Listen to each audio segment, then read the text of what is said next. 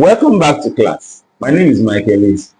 In this day 3, we'll be talking about the author to marketer shift. Let's dive right into it.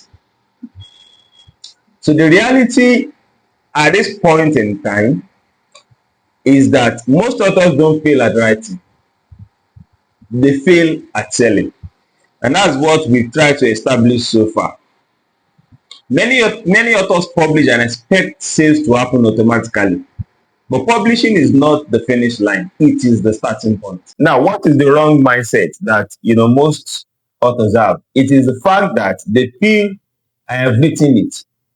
People will find it. Well, unfortunately, that is not how it works. So now, what are we trying to talk about here? We're trying to talk about the shift from the author stage to the marketer stage. Because whether you like it or not, you still have to market your own book. Now, others may come in, you might hire a marketer, but you are the chief marketer. No one can really understand the idea, the inspiration, the big dream behind the creation of that book more than you. So now, how do you think like a seller? There are 3 questions you have to answer. Number 1, who needs this? Number 2, where are they? And number 3, why should they care? And if you've been following from day 1 to day 2, you will understand that we've explained and tried to navigate, the pathway to getting the right answers to this question. Who needs this? That's where we talked about your target audience.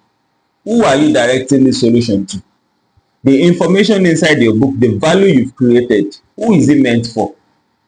That is that. Then where are they? Which particular location are my target audience? And we are not just talking about the geographical location alone. We are talking about their entire demographics. Okay, there was a case of a man that came to our office. He wanted to sell a book, and I can't really remember the title of the book now, but from his explanation, the book is for fathers, the role of fathers in the family. The point the man was trying to establish is the fact that most fathers think that as long as I drop money, that should be the entirety of my responsibilities in the home. As long as I pay school fees, make sure there's food in the home, give them money, everything I need to do.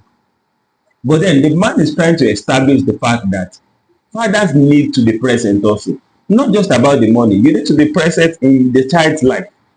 You need to know the stage where they are in life, the class they are in their school. You need to help them with their assignments. These things are also very important. So for that now, the target audience of this man,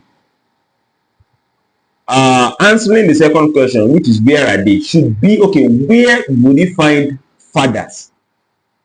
Because you can't say this kind of book in a university, for crying out loud. Most of the people you find there are students, they are young people. So most of what he would do, if he has to do physical marketing, will be go to ministries, go to workplaces where you see matured people, where you see working class, working to earn their daily bread. That is where you are most likely going to find this kind of people. And even if you are going to run hard, that is where targeting comes in place. You target people within a particular age bracket that you know that the likelihood of these people being fathers is actually high. You target parents with kids, and you target the particular gender, which is male, because those are your target audience. So then the last question is, why should they care? And that is where the position, you create a perception for the value inside the book. You describe the pain point, and then you create a good perception, a very sellable perception based on the value that you've created inside the book. And that is where the essence of title, cover, and description comes in place, as we have established earlier. The title, the cover design, and the description. Those are what you use to create a good perception of your book. Like I have here, a seller thinks about the buyer first. Your focus shifts from what do I want to say to how do I create demand for what they need. And I have some practical examples here. As a writer, what you say is, I wrote a book about time management. As a marketer, what you say is, I wrote a guide to help busy parents save 10 hours a week. Given the context in these two statements, one is more specific. You can see the difference between what the writer said and what the marketer said. Both means the same thing, just that the marketer is more specific. The marketer has given an inference to the pain point, and he has provided a solution to that.